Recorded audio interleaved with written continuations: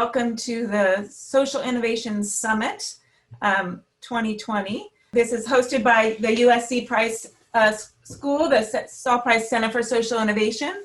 This was a conference that was initially supposed to happen in April. Of course, it got canceled. We reimagined it to have this virtual, and the silver lining is that we're now able to have many more people attend. So we're at least happy about that. So welcome to everybody.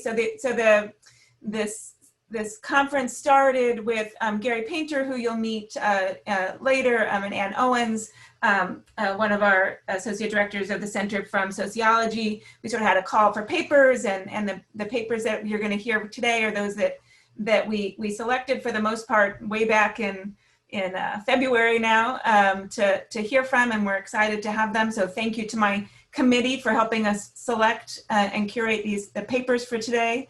I want to thank Stacia Fox and Mariana Jordan and Carolyn Bala, who have sort of kept this moving as we've iterated many different ways of doing this. And I'm really just glad to be here. So I thought I would do two things. One is give a quick sense of what is it both what the schedule is and then what we mean by social innovation, and then just get us started. As you know, we split this conference now into two different sessions. Today, we're going to talk about governance and innovation, as well as community and co-design. And then in 2 weeks, we'll convene again for 2 more sessions. So each of these topics has 3 papers to present and a discussant. I'll talk about the logistics of that. But that's sort of essentially what we're doing. The logistics are the sense of, so we're in a webinar format, which is a little bit, and we want it to be as engaging as possible. So the first thing I'll say is that our chat window is enabled so that you can chime in however you'd like, and that's available. So you can chat with anyone. So maybe a first goal would be if everyone wants to put in the chat window, introduce themselves, where they're from, we can sort of get a sense of who our audience is. I think that would be a great thing to do. Make sure you can find your chat window and are familiar with it so you can follow it over time. And really, I encourage you to use that throughout the session as you have ideas and comments that you want to make. The other thing that we have is the Q&A button. And that is also visible to everybody. And that's where if you have a particular question of a paper or presenter that you want us to raise, you can put that in the Q&A button. And then the third way we have of engaging is that raise your hand button that you can do in the participant window. And that way the moderator will know that you have a question and you're able to be called on and to actually speak. Everyone should have the ability to talk. We've sort of made it, we're unmuting everybody as they join so that they have control over their own mute button. So we do want to encourage as much participation as possible. So we'll have 15 minutes for each paper, 10 minutes for our discussant, and then we'll have a 10-minute open Q&A for each of those 2 sessions that I mentioned. So that's sort of the logistics. Let's see, I did want to sort of call out, social innovation as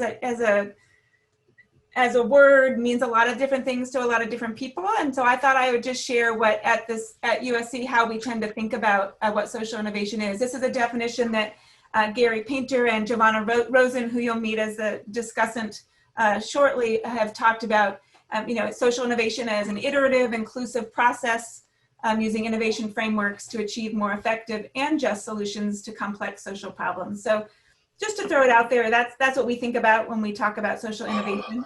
And with that, I think I want to turn it over to our first set of panels. So we have on the governance and innovation panel, we have Megan Kallman and Ivan Montel and Sahili Nath with Mark Ventresca as our discussant. And I'm going to turn it over to Megan to start us off. Thank you so much. Thanks, everybody. My name is Megan Kallman. I'm a sociologist, and I'm at the School for Global Inclusion and Social Development at UMass Boston. This is an interesting panel to be on because I'm also a city councilor in Rhode Island, and I am the state senator-elect for my district, and so I have this kind of funny dual policy research role in my regular life as well.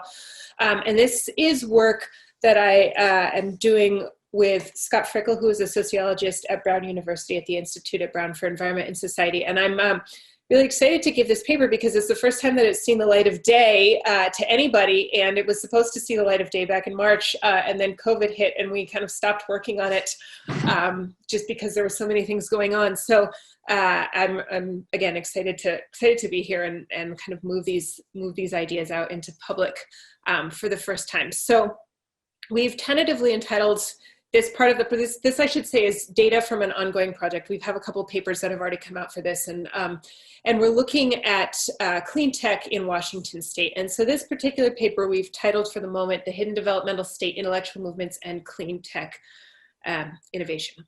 So now that I'm seeing this, it's like the white on orange is not super legible.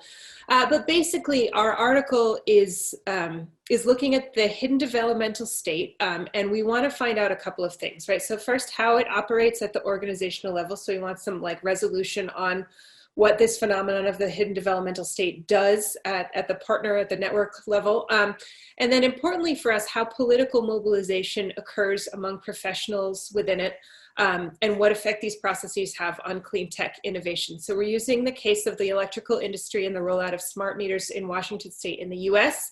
It's a big qualitative data set. And we're asking, how do professional actors within the field organize, set agendas, and direct the course of environmental innovation organizationally? And so our analysis, ideally, is reflecting on the nature of scientific and intellectual movements. We're exploring how they span formal institutional structures, and how they interact with organizational and governmental mandates, and ultimately how they shape energy policy, research agendas, and organizational behavior. So our goals here are to bring together a long conversation about the politics of science and knowledge on the one hand, exploring how professional mobilization occurs in the context of the hidden developmental state, and then also the hidden developmental state on the other, right? So the first puzzle is, what are the organizational processes that support the developmental state? And puzzle two is sort of what constitutes political organizing in this context. And I guess I should say, in case there are folks in the audience who aren't familiar with this idea, the hidden developmental state is a word used by Fred Block, Powell, and others to describe the way that public innovation policy, and specifically public monies, support innovation at the federal level. It's not unique to the United States. It happens everywhere, though it's been theorized, I guess I would say, most robustly in the context of the US. And it has, the idea has some interesting commentary embedded within it, because the hidden developmental state refers to the idea that the role of the state is obscured under capitalistic discourses for the most part. So the state plays a role in innovation. It plays a role in development of new ideas, development of new technologies, but it is hidden and sort of obscured by narratives, public and otherwise, that really sort of lift up the competitive nature and the capitalistic nature of innovation. So anyway, this is what we're trying to do. And our case is the rollout of smart meters in Washington State. So this was a project that was primarily funded by the American Recovery and Reinvestment Act of 2008, but has been ongoing since then. We've been collecting data on this since 2017. So it's an ongoing project. The data collection is done, but as I said, the sort of theorizing continues. And for those who don't know, smart electrical power meters, they're little electronic devices that you stick on the side of your house, or that your utility sticks on the side of your house. And they allow two-way communication flow between consumers and utilities. So they just send electrical information back and forth. And it allows utilities to coordinate power supply, detect outages, net metering. It's also an important part of solar if you're linked into the grid. So it's a smart meter that does digital communication. And because of what they do, they are often seen as a key that unlocks the promise of a decentralized power system, and particularly a green power system. And I should say that this study was funded by the NSF partly because they're really interested in that. So a little bit where we're looking at theoretically, right? So there's plenty of work that says that innovation occurs like interstitially, right, in between the collaborating groups and organizations. This is not a new insight because of the way, particularly the United States government works, but also increasingly global knowledge. It happens at the sort of connection between different organizations, and as such, innovation research has very much highlighted the role of networks within this process. And the hidden developmental state, as I said before, is a term that's given to a networked form of governance in the US that supports technological developments across the economy and is obscured by a discourse of market fundamentalism. So these are the sort of conversations that we're entering here. But in this context, we're interested in sort of how political organizing, knowledge organizing occurs, particularly among members of a specific industry, and then also how the normative commitments of people in that industry shape the outcomes organizationally and otherwise in this context, right? And the literature is a little bit unresolved here. So on the one hand, there is a whole bunch of work showing that citizen activism, right, that calls scientific expertise into question, that's well documented. That's something my colleague has done a lot of work on. This is sort of the undone science question. That is, I think, less relevant to us, but more, the political piece is more relevant to us. It's not so much that our interlocutors here are like undoing science, but rather that there are normative agendas that shape it. And on the other hand, and this is actually, I think, more relevant and interesting, there's an argument asserting the influence of identity within scientific, and in this case, innovation mobilization, right? So this has been shown pretty recently in a case of fracking in Pennsylvania, but this argument that it's all about identity, what organizations do and why they do what they do, is in part reflective of who the people are within them. Right, so our analysis is based on 52 respondents representing Washington-based advocacy groups, public-private utilities, technology firms, labs, and consumer advocacy groups. I should say that in Washington State, there are public utilities, there are private utilities, and there are cooperative utilities. Those are the three sort of formats. The privates, they're sometimes called IOUs, investor-owned utilities. They represent the most number of people, but they actually have the lowest penetration rate of smart meters. The publics have the highest. Purposive sampling, we used existing contexts. I can talk a little bit more about these methods if people want, but it's a pretty big qualitative data set supplemented by a lot of reports from the utilities themselves as well as trade groups. And my computer seems to be freezing here. All right, so we have found that the story of the rollout of smart meters here in Washington State is in part a story of political motivation, which I mean not nonpartisan political motivation, but sort of identity-based mobilization, curiosity, environmental commitments on the part of the professionals involved here, regardless of the organizational incentives that are offered, right? Public utilities, privates, cooperatives, labs, and trade groups among them particularly. So if we're going to summarize, we would say, collaboration and networks support the operation of the hidden developmental state. This is not super surprising. But what is more surprising is that utilities employees, both public and private and cooperative, they have very strong normative commitments and a lot of intellectual curiosity that drives their investment in this work. They also put forward this sort of business case language, which turns out to be a kind of back-end framing that offers legitimacy and then sort of makes space for professional environmental convictions to drive the organizational process, right? I would say in this case, collaboration is key. The utilities field in Washington is unique. Service areas are clearly defined monopolies, and so there is no competition among utilities. This is important because it means that knowledge is built collectively. Utilities aren't arguing with each other. There is a sort of shared knowledge base. And as one person said, there are no trade secrets. Because there are no trade secrets, that changes the dynamic pretty consistently. But so at the front end, right, we see people from public utilities talking about smart meters as cost-saving devices, right? So this is when the American Recovery and Reinvestment Act was put forward. Smart meters were framed as something that would save utilities money, and the Obama administration was looking for shovel-ready projects. And so you had to put sort of a light business framing on this, and you got the money for smart meters and you put them in at your utility. The quote that I'm about to share could have come from virtually any of our respondents, which I think is important. And so they talk about the base business case on operational efficiencies for smart meters. So this person says, I have 40 meter readers out there reading bi-monthly. They use cars, so they're using gasoline. It's unsafe. A lot of people do not want people working on their property. We've been a run to failure organization, so the average age of the meter is up. They're like 30 years old. As we know, the electric mechanical meters start slowing down, so we're losing revenue. We didn't use conservation energy efficiency at all. It was truly the amount of labor and resources that we used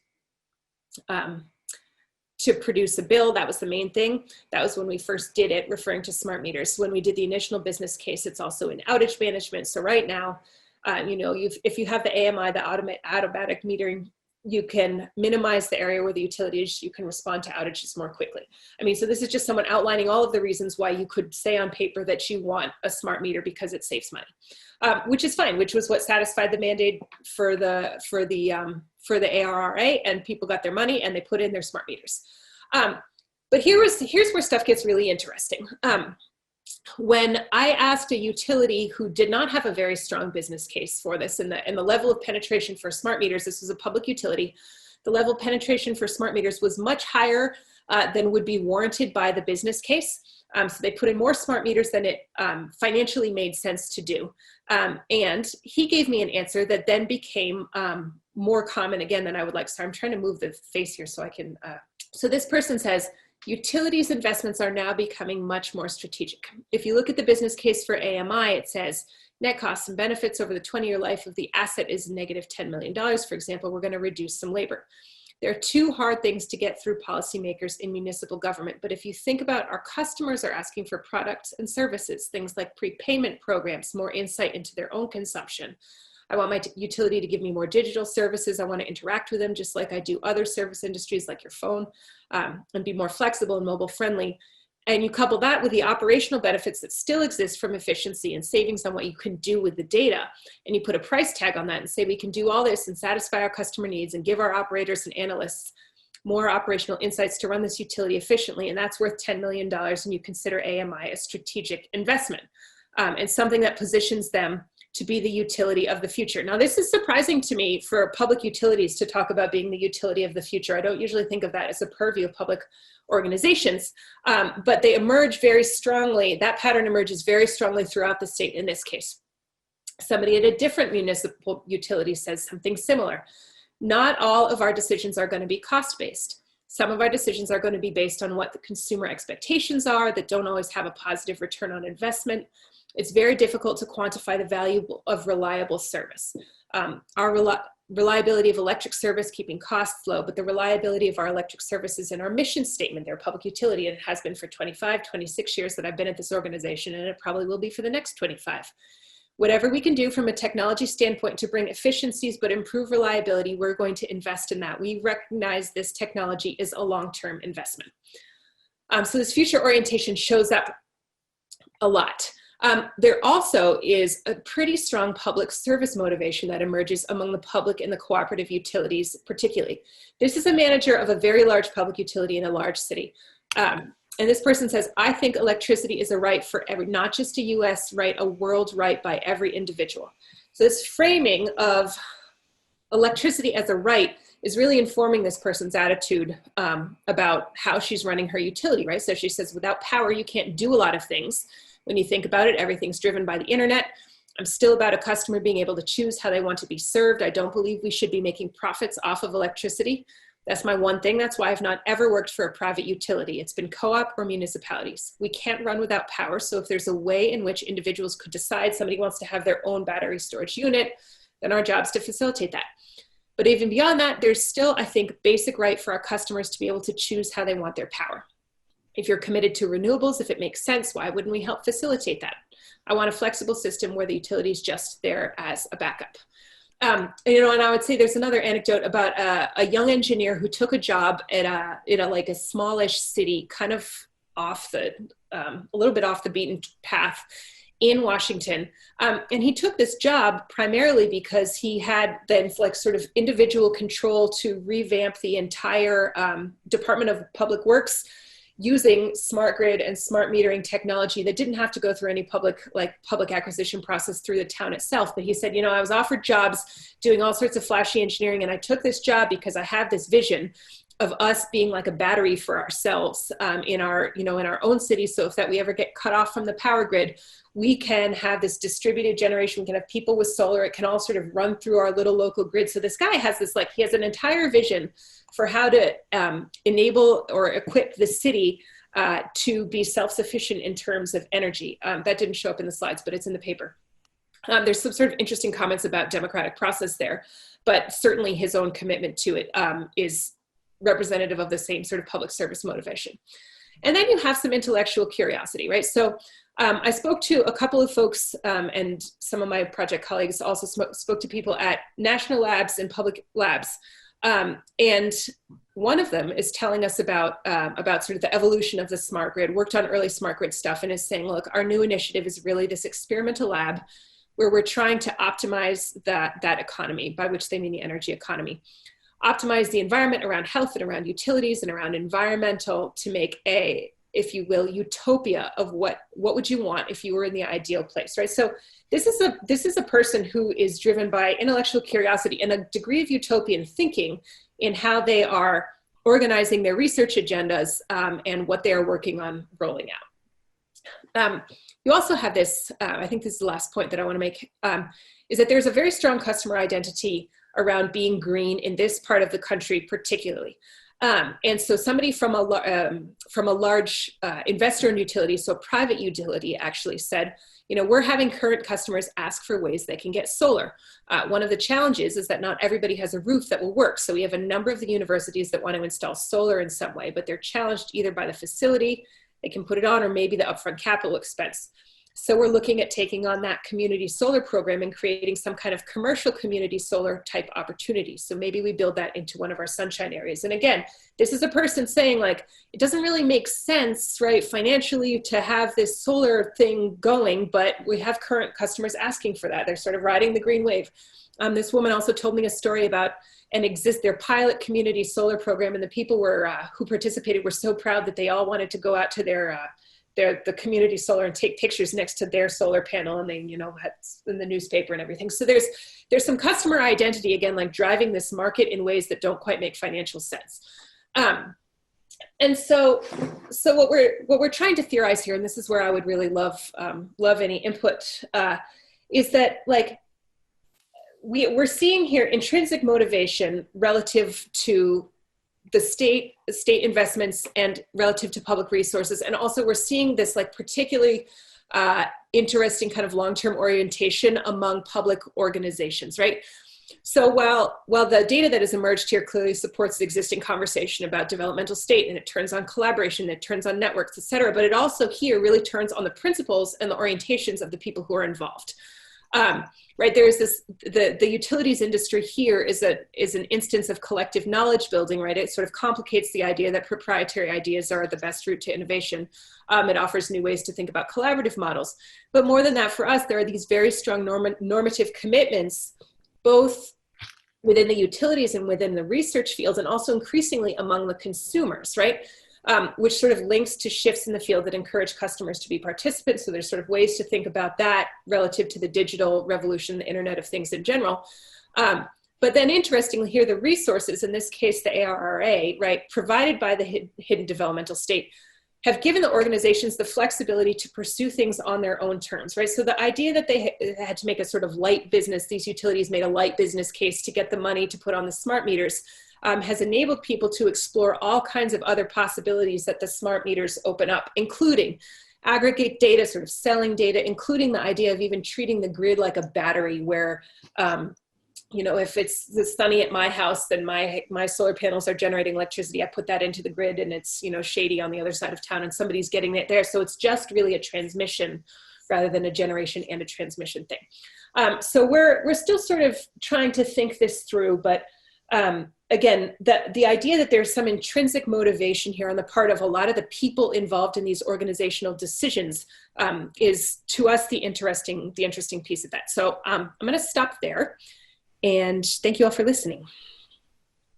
Perfect. Thanks, Megan. And I'm going to turn it directly over to Ivan, and we'll do sort of a broader questions after Mark leads us in the discussion. So Ivan, over to you. All right, thank you very much for the invitation. And I'm sad that I can't be in LA. I used to work there. I spent there for like 8 years before I moved to New York. So my hopes were to be there, but we'll work with remote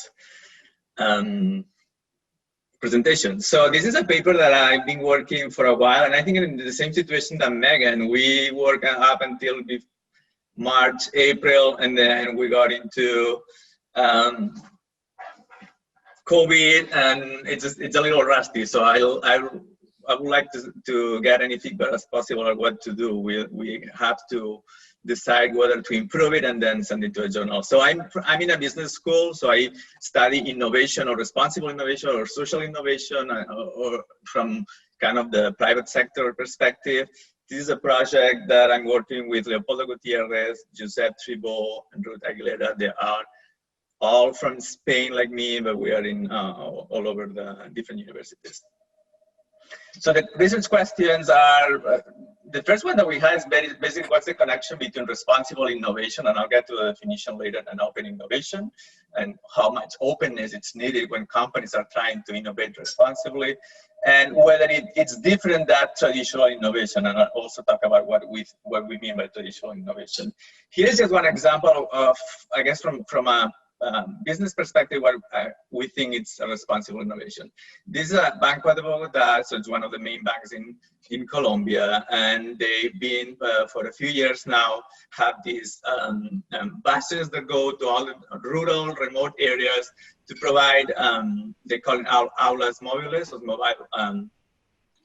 mobile classrooms, where they provide access to financial education to micro entrepreneurs, to youth, to government workers, to especially extreme poor individuals. And what we see here is that they don't do that by themselves. They have to partner a lot with, in this case, public agencies like the National Service for Learning, National Service to Fight Poverty, and so on, right? So we're studying, I think, when I was thinking about this summit and the fact that it's coming more organized from the public affairs, I'm sure there is someone studying the same kind of innovation from the public sector. So someone is looking at whether this partnership as a public agency with, in this case, Banco de Bogotá work, and I'm kind of looking at the other way around. So in a way, we're doing the same. So, and it would be nice to compare results. Anyway, so this kind of initiative from Banco de Bogotá, when they report that in their sustainability reports, they're trying to fix poverty, they're trying to provide more quality education, that maybe it's not there in terms of finance education, and they're also trying to reduce inequalities. They're hoping that by training these rural people, they're also gonna become customers at some point by opening an account and getting some small loans. So why do we think this is original? So a lot of the studies, at least from the business literature, they look at the open innovation in the context of traditional innovation. We're thinking whether when companies are trying to innovate responsibly or more responsibly, whether the need of openness is greater or not. And it seems to be one of the first longitudinal studies that are trying to propose some sort of firm level, company level, responsible innovation measure, and try to connect it with open innovation. So in open innovation, the terms that are commonly used is this idea of breadth and depth. Breadth, how many partners are you collaborating? So it can be suppliers, customers, contractors, the government, and so on. And how deep do you go into those relationships? Do you go in depth, or do you just collaborate once, and so on? So the depth and breadth components are important in this, arguments here. We also think that responsible innovation in the business context have some sort of differential attributes. There's a duality of goals. So in the private sector, there's still this goal of adding commercial value. You want to sell more of a product, so that connects with traditional innovation. But there's also this idea of you need to create some sort of social or environmental value. So, for example, alleviating any of these grand societal challenges. So that means that there's a value co-creation. We think that the creation of value is not only coming from the company, but it's coming from the collaboration with the stakeholders, with different agents in society. We think that there's more need of knowledge seeking because companies might not know how to deal with, for example, helping poverty and so on. So there's this need of more openness and collaboration, and maybe a more of a long-term orientation. Usually in traditional innovation, maybe there's a short-term focus. I want to innovate. I want to come up with a new product, new service, quick, so I can sell and make more money. Here is more about this long-term. So the hypothesis, it's basically the first baseline is just like we think that responsible innovation is going to be positively connected with these two components of depth and breadth in open innovation. The mechanisms here that we think that they're working on are these companies need this organizational learning process that has to be coming from outside, and they also need this stakeholder commitment. So these interactions, especially with them, you want commitment. It's not just one-time conversations, but trying to work together. So the literature on innovation, general innovation, they talk about this saturation effect. It's good to collaborate with more partners in depth, but there is a point where there's a saturation effect. Maybe there's too much information and you don't know how to process. So some studies of eco-innovation, which is environmental innovation, they basically try to find that this saturation effect happens in the breadth and how many stakeholders do you collaborate, but not so much in depth. And then we basically kind of think that in our case, responsible innovation, you need these deep interactions, and maybe this saturation effect, it's not happening, or it's happening less. So the second hypothesis is that there is no saturation effect in the generation of responsible innovation, because there is a more need of this engagement with external stakeholders and also more depth to learn how to do it. And then the third part is this idea of substitutability effect of depth and breadth. So it's not only about maximizing more depth or more breadth, but also there is some sort of interaction between the two, right? So traditional innovation that is more focusing on adding commercial value, they also identify this substitutability effect. Then we here basically claim that maybe in responsible innovation, it's not happening. So the last hypothesis is about, unlike traditional innovation, there is no this substitutability effect between the two components of open innovation, which are depth and breadth. The empirical strategy, so it's a quantitative study. We have a panel of 4 years of Spanish companies that are listed, or they provide information annually to the Spanish Technological Innovation Panel. So it's a 5-year period, 2012 to 16, 1,500 companies, observations, and we're looking at the most polluting industries here to be more conservative in some way.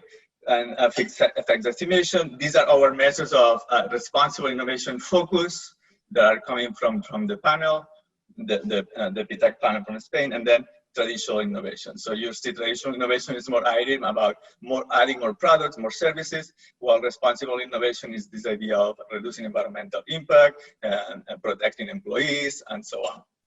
The results here, this is just like the main one, but just to show you that there seems to be a difference. So depth and breadth are related positively with the orientation to traditional innovation or responsible innovation. But when you look at the interaction at a quadratic, the saturation effect shows up in traditional but not in responsible. So there is more need of depth or more need of breadth in those relationships. And then the substitutability effect, which is the interaction between two, also seems to indicate differences here.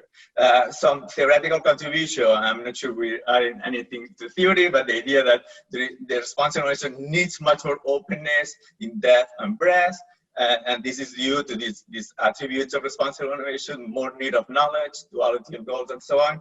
And there's this idea of stakeholder commitment and organizational learning, contribution to practices. Companies need to engage in intense external collaboration with stakeholders to address these grand challenges, and hopefully will help managers to understand that this is important. It's less about protecting intellectual property, but more about collaboration. And I think that's it. Terrific. Thank you. Thank you very much. Well, it's actually good. It sort of then keeps us sort of all even. If someone goes a little short, someone goes a little long, we'll sort of work. Okay, yeah. And maybe one more thing. Any suggestions or comments on how to improve these on the chat? I mean, we don't know exactly what to do next. All right. Thank you. And then we'll Sahili, you can go next. Okay, so I'll talk about this paper that's part of my second essay in my dissertation. It looks at cross-country variation in socially responsible investing practices. I employ a mixed methods approach in this analysis. I use both quantitative as well as qualitative data, and I conduct analysis at two different levels. So at the level of the individual firm that is engaging in socially responsible practices, as well as at the level of the mutual fund or the pension fund whose portfolio is supposed to be incorporating socially responsible elements. Now, I have been working on revising and improving this paper over the past several months. Mainly, I would need feedback on ways to improve the theory, how I can whether or not I should be focusing on just one data set or whether I should be incorporating both data sets, because I'm using a mixed methods approach involving both quantitative and qualitative data. It's a little bit complex, so I would like feedback on whether it's better to separate into two different papers. And lastly, I would love to have feedback on additional analyses that are needed to increase the robustness of the results. Moving on, the main research question that I'm trying to address in this paper is how do governance factors operating at the institutional level impact organizational attention to socially responsible investing, as well as socially responsible investing outcomes at the meso level. So we all know that governance factors are important because they determine how ethical contracts are executed in different places. We know that we have seen the diffusion of socially responsible investing practices globally, but even so, existing research indicates that cultural differences between regions, as well as dissimilarities in terms of market settings, can result in different interpretations of what socially responsible investing exactly is, the vocabularies associated with socially responsible investing, as well as the practices associated with socially responsible investing. Different national governments can play a significant role in structuring SRI by deciding how to govern public pension funds or by enacting specific changes in corporate codes. Now, from a theoretical perspective, different theories say different things about the implications of the diffusion of socially responsible investing practices across the globe. Comparative political economy suggests that global diffusion of socially responsible investing will lead to persistent divergence in how it is practiced and implemented across nations. However, if we look at it from another theoretical perspective, if we look at it from the institutional logics perspective, this suggests that the local logic will determine how socially responsible investing practices are implemented and interpreted in different countries. For example, countries where the market logic dominates, we will see that investors might be less receptive to the influences of other logics connected with SRI, like the environmental protection and social justice logic.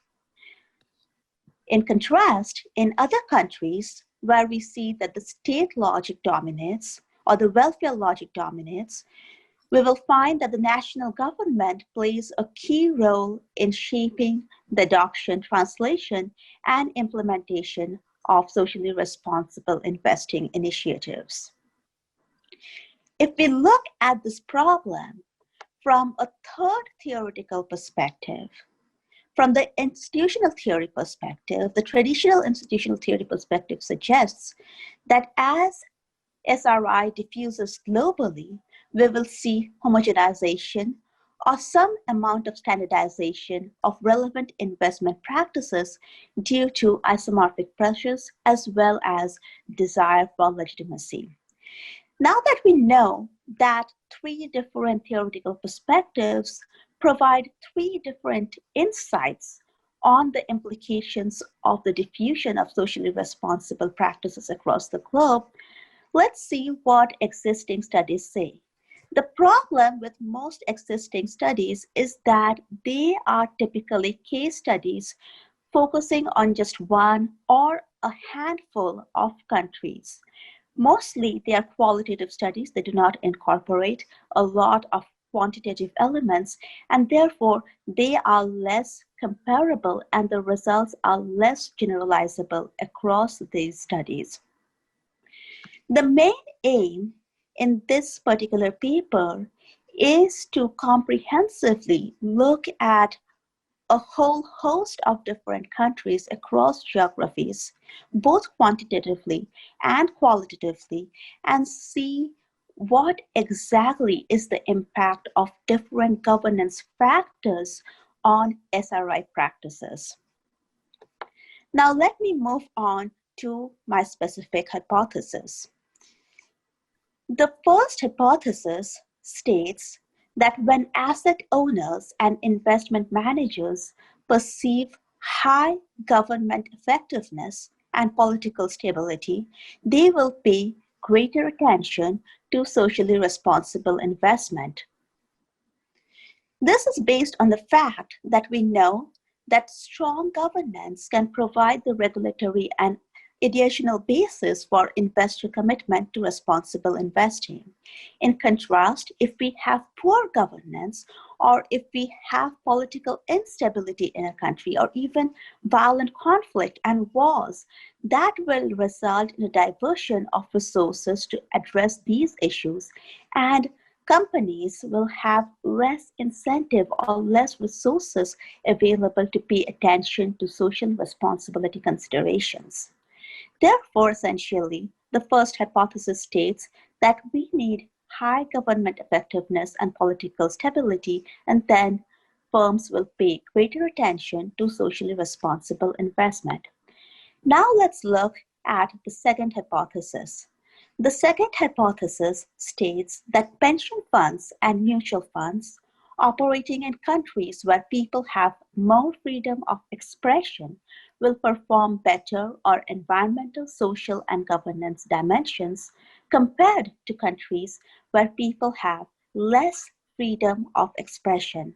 Now, this particular hypothesis is based on the set of literature that states that non-governmental organizations can play a very prevalent role in civil society, and they play a significant role in encouraging shareholder activism and in encouraging practices related to responsible investment. Having more freedom of expression will tend to encourage the activities of non-governmental organizations.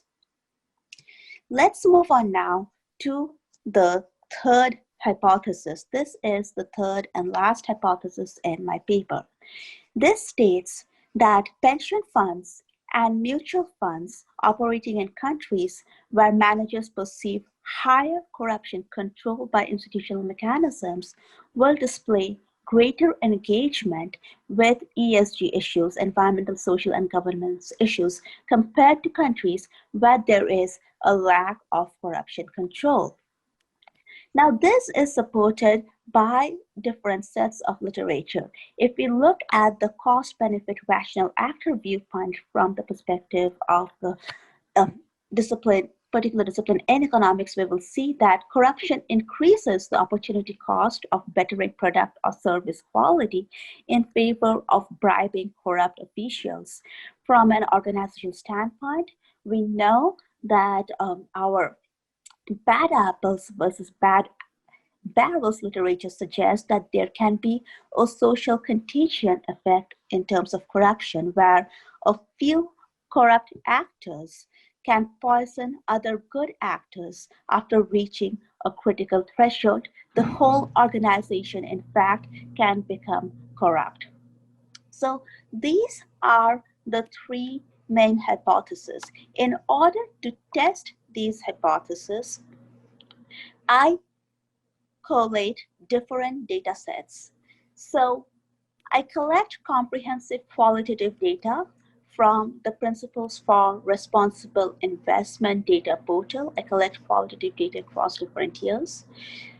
I collect quantitative data also from the Principles for Responsible Investment portal, as well as the Morgan Stanley Capital Investment ESG Fund database. I collate the MSCI ESG Fund database and the PRI database with the worldwide governance indicators. So the worldwide governance indicators is a very well established set of indicators on voice and accountability, political stability and absence of violence, government effectiveness, regulatory quality, rule of law, control of corruption. So on these 6 dimensions, the worldwide governance indicators ranks different countries across different years, across different time periods. We see the ranking of countries on these 6 dimensions. So I collect the data and conduct regression analysis using the MSCI and Principles for Responsible Investing data sets. So let us look at some of the regression results. So let us first look at the PRI dataset. So here, the dependent variable is the number of employees specifically dedicated to managing responsible investment in the organization. So it's the number of employees specifically dedicated to managing responsible investment. It is an indicator of the level of attention that the organization pays to SRI practices. I have here a whole set of different control variables. I have dummy variables for different regions.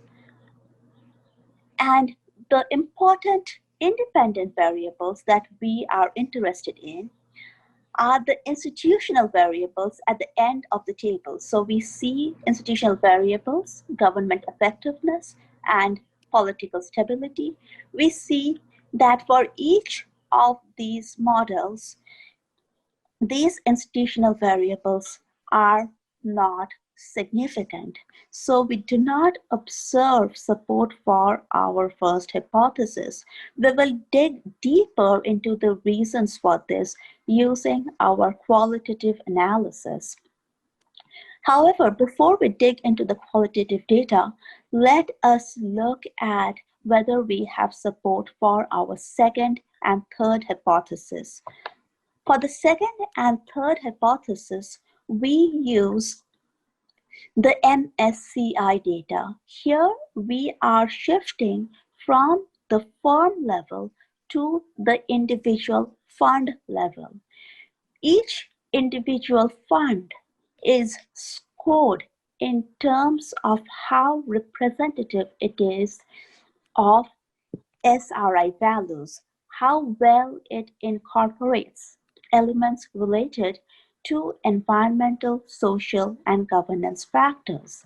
So model 1 in this table is the overall score of the fund in terms of how well it incorporates SRI elements. The second model focuses only on the environmental score. The third model focuses only on the social score. And the fourth model focuses just on the governance score. Again, our main independent variables that we are interested in are the institutional factors, voice and accountability, which is freedom of expression, as well as control of corruption. We see here, if we look at the level of significance, that we find only partial support for our second and third hypothesis. Both voice and accountability and control of corruption, they are not consistently significant for all of our models. There is only partial support for some of our models, as it is indicated by this particular regression. Now let us dig deeper using our qualitative analysis on why this is so. So I quoted qualitative responses provided by firms in terms of how they engage in decision making on staffing, on the number of employees they dedicate to socially responsible investment within their organizations. Let me just conclude. So we did not find support for our first hypothesis. We had partial support for our second and third hypothesis. We see from the qualitative results that these differences can be accounted for by integrative, specialized, and hybrid approaches, different types of approaches by people, by organizations in terms of how they recruit staff to support socially responsible investing initiatives. As I mentioned in my first slide, I would like feedback on how to improve a theory, whether or not I should separate these analyses at the different levels, and additional analyses that you would like to see to increase the robustness of the results. Thank you so much, and please let me know in the chat if you have any questions. Terrific. Thank you. Thank you very much. I'll turn it over now to Mark Ventresca, our discussant today. Thank you, Mark, for leading us through some comments and discussion. Great, thank you very much. First of all, three really interesting papers. I'm going to make some general comments overall and then try to make a few more specific comments.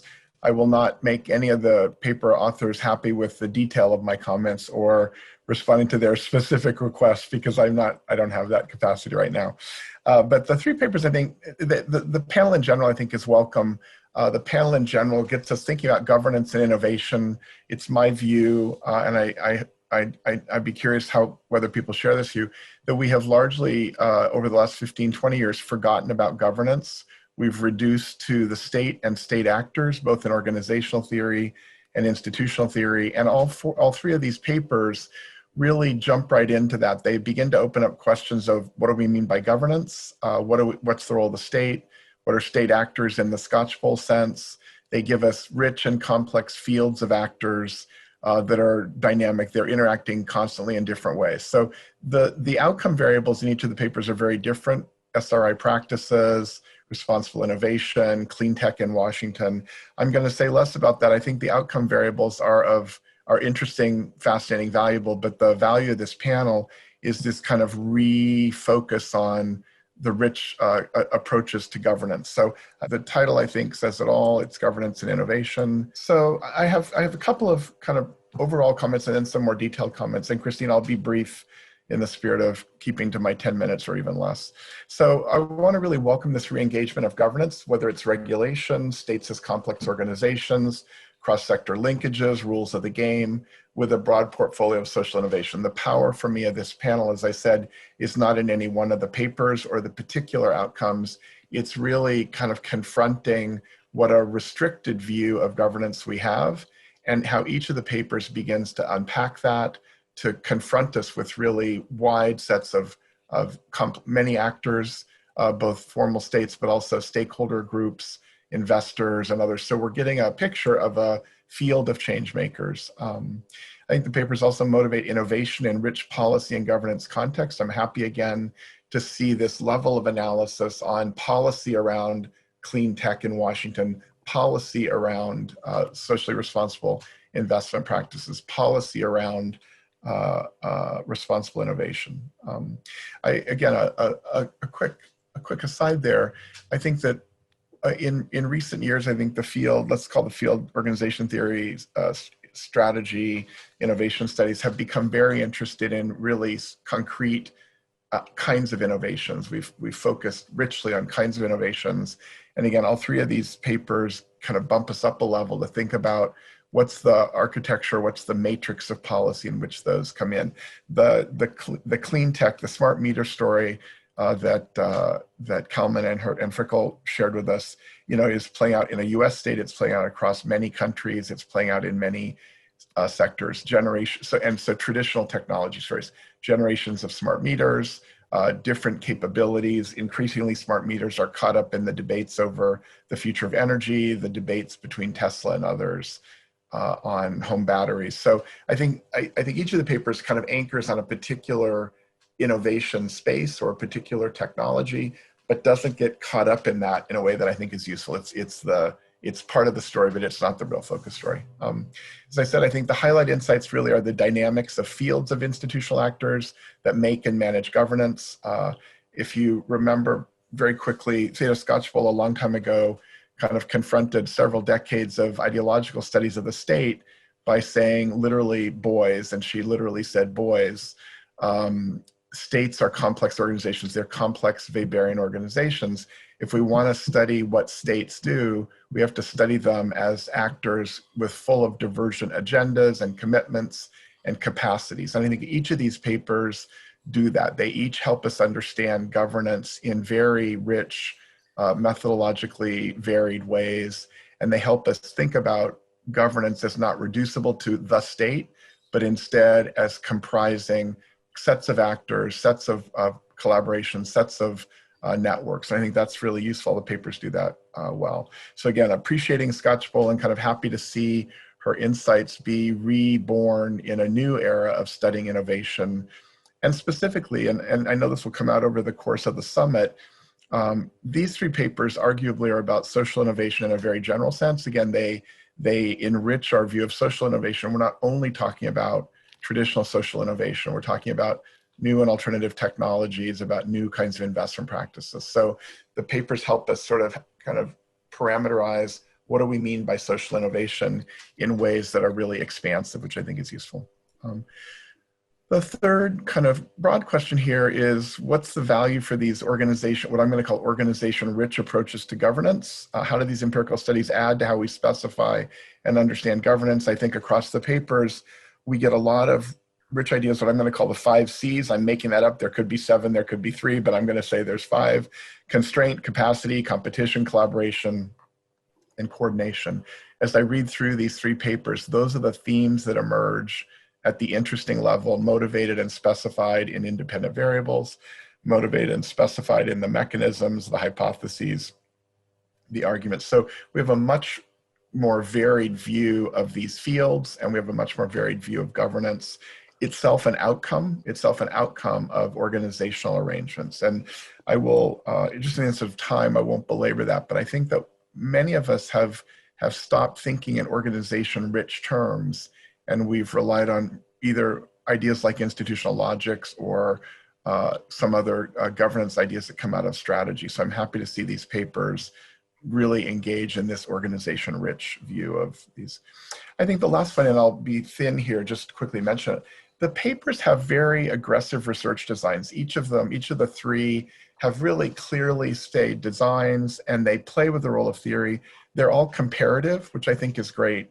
Comparative in the sense of many kinds of cases, many jurisdictions, less richly on temporal variation, but nonetheless some, but really getting us to see variation in jurisdiction, public context, the nature of stakeholder communities. And I think that provides new insights for theory. So the summary of my general comments, I'll be very quick here, is this panel excites me. It I hope opens up a fresh era of taking governance seriously, seeing governance in complex organizational terms, and beginning to theorize in ways that go beyond traditional organizational fields or institutional logics or some of the concepts that I think we've come to rely on as a field a little too much. I think those concepts, as powerful as they are, allow us to underspecify granular empirical detail.